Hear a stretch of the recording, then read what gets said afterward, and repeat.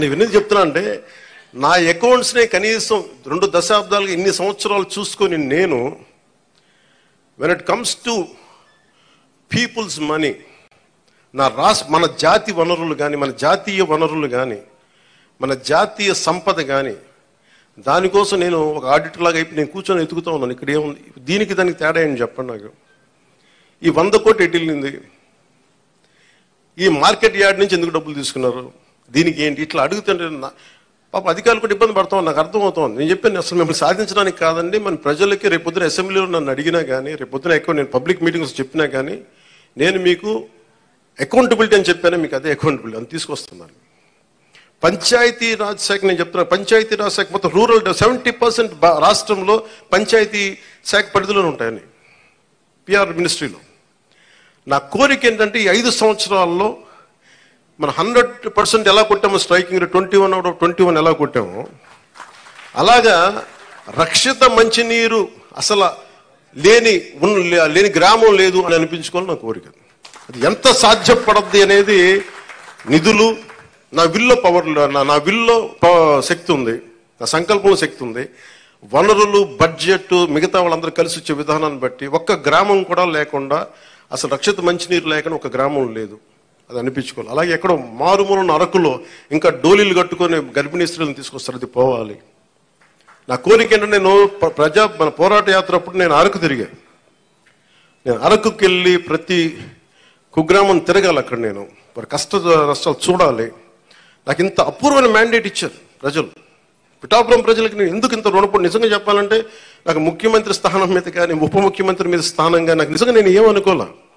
కష్టాలు ఉన్నప్పుడు పనిచేసే వ్యక్తిగా ఉంటే చాలా నేను అలాంటి అవ్వాలి అనుకున్నాను. నేను దానికోసం ప్రయత్నం చేశాను. నేను పదవుల కోసం నాకు నిజంగా తెలియదు, కానీ ఈ రోజున నాకు ఈ స్థానంలో కూర్చోబెట్టారు. ఈ స్థానానికి మీరు వేసిన ప్రతి ఒక్క ఓటర్కి, ప్రతి ఒక్కరికి కూడా మీ ఓటుకి సరైన వ్యక్తులకి వేసాం, సరైన కూటమికి వేసామని మీరు గర్వపడేలాగా ఉంటుంది మేము చేసే పాలన. ఒక్కళ్ళు ఇప్పుడు ఆ బిడ్డ, నీ పేరేనా, నీ పేరు నేట్రా పైకి పైకి పైకి తీసుకు. ఏం పేరు నీ పేరు, ఏం పేరు నీ పేరు? నేను చాలాసార్లు నా గొల్లపురంకి వచ్చినప్పుడు కూడా చిన్నపిల్లలు దొరుకుతారు ఏంటో మంది. అంటే మోడీ గారి గురించి చెప్పినప్పుడు ఛత్రికి ఏం అర్థమైంది తెలియదు కానీ చప్పడు కొట్టాడు ఛత్రి. నాకు నిజంగా అనిపిస్తాయి ఈ బిడ్డల భవిష్యత్తు కోసం కాకపోతే ఏం చేస్తాం.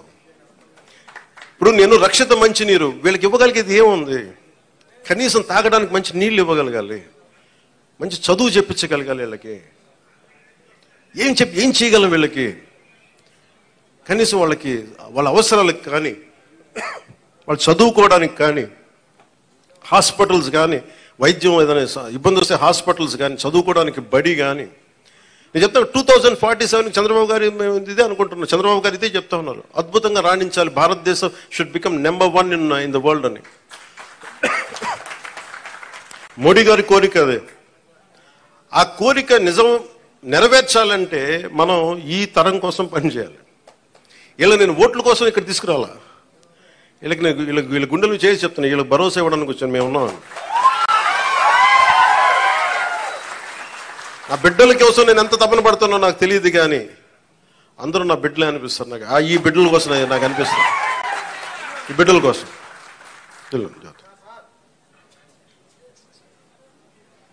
ఇక్కడ మీకు మాట ఇస్తున్నాను, నేను ఒక తరం కోసం కాదు 2 తరాల కోసం పనిచేయాలి.